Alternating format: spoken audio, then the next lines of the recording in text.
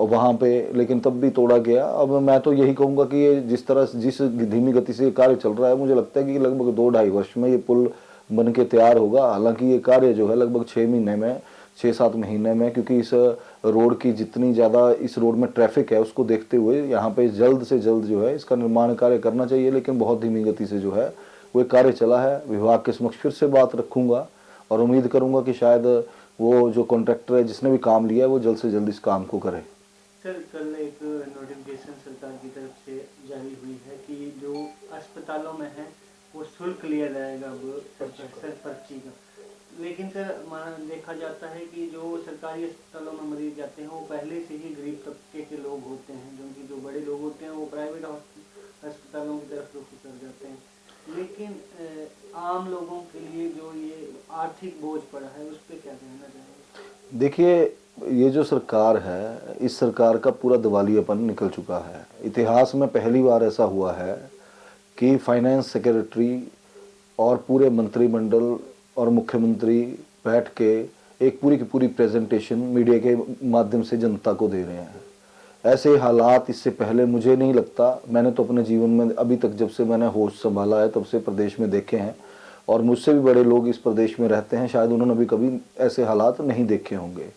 आपका वित्तीय जो कुप्रबंधन है, जो मिसमैनेजमेंट है, वो सरकार का इस हालात का है कि आज प्रदेश में इस तरह की स्थिति आई है कि हॉस्पिटल में भी अब 10-10 रुपए इकट्ठे करो गरीब जनता से। गरीब बीपीएल परिवारों के नाम आपने काट दिए। आप कहते हैं कि आरडीजी रेवेन्यू डेफिशिएंट ग्रांट जो है वो आपने बंद हो गई है, और हमें जो है केंद्र सरकार ने जो केंद्र सरकार और जो मतलब केंद्र सरकार ने फंड नहीं जारी कर रहे हैं, इस तरह का रोना आपने डाला हुआ है। मैं माननीय मुख्यमंत्री जी से और सरकार से पूछना चाहता हूं कि 3 वर्ष से ऊपर का कार्यकाल आपका हो गया है, तब तो आपकी ये आरडीजी आ रही थी। 17,000 करोड़ रुपए आपको आरडीजी का आया, 55,000 करोड़ रुपए आपने लोन लिया। मैं ये पूछना चाहता हूं कि जो इन्होंने नारा दिया कि हिमाचल को 2027 में आत्मनिर्भर हिमाचल बनाएंगे और 2032 में सबसे अमीर राज्य जो है वो देश का बनेगा, क्या ये हालात लग रहे हैं? ये जनता को डिसाइड करना चाहिए अब कि क्या 3.25 साल में इन लोगों ने अपना कोई विजन बताया कि किस तरह से ये आत्मनिर्भर हिमाचल बनाएंगे, किस तरह से सबसे अमीर राज्य बनाएंगे? केवल और केवल जो मुख्यमंत्री जी कहते हैं कि भ्रष्टाचार के सारे इन्होंने दरवाजे बंद किए, इन्होंने दरवाजे बंद नहीं किए हैं। इन्होंने केवल एक ही दरवाजा खोला हुआ है, वो इनका मुख्यमंत्री कार्यालय है, बाकी सब दरवाजे बंद किए गए हैं। सारा का सारा भ्रष्टाचार किया जा रहा है। गरीब जनता को इस तरह से हालात हो गए हैं। सहारा पेंशन बंद है पिछले 8 महीनों से, तब तो आरडीजी चली हुई थी। वृद्धा पेंशन कभी आ रही है कभी नहीं आ रही है, तब तो आपको आरडीजी ग्रांट मिल रहा था। और जो हालात अभी हॉस्पिटल्स में आपने कहे, इससे पहले भी एक बार नोटिफिकेशन निकली थी पैसे के लिए, लेकिन वो विड्रॉ कर दी गई थी। जो जन कल्याण की स्कीम्स हैं जितनी भी, चाहे बीपीएल परिवार काट दिए गए या फिर कन्यादान योजना थी जो 51,000 रुपये बेटिया की शादी पे मिलता था, वो सब बंद है पिछले 3 वर्षों से। डेवलपमेंट के कार्य सारे बंद हैं।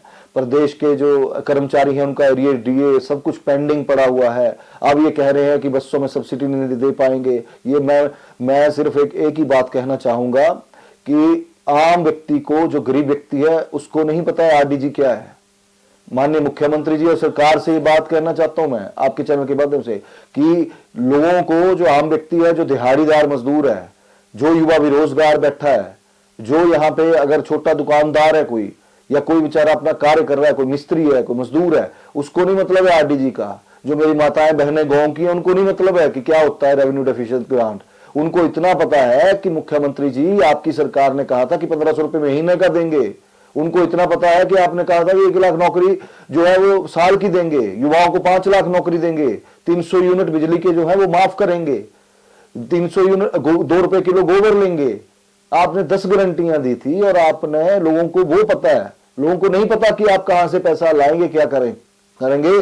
तो केवल और केवल गुमराह करने की राजनीति को बंद करें। इस प्रदेश का बेड़ा गर्क आप लोगों ने पिछले 3.25 वर्षों में कर दिया है, और केवल अपने मित्रों के और अपने चहेतों के घर भरने में आप लगे हैं। जो गरीब कल्याण की बातें आप करते थे कि मैं गरीबी से उठा हुआ व्यक्ति हूं या सरकार जो है गरीबों के हित के लिए चली हुई है, मैं समझता हूं इससे बड़ा दुर्भाग्य इस प्रदेश के लिए न कभी हुआ है न आने वाले समय में। इससे ज्यादा जो इन्होंने कहा ना कि काला दिन है, काले दिन ये उसी दिन शुरू हो गए थे जिस दिन 2022 में ये सरकार बनी थी।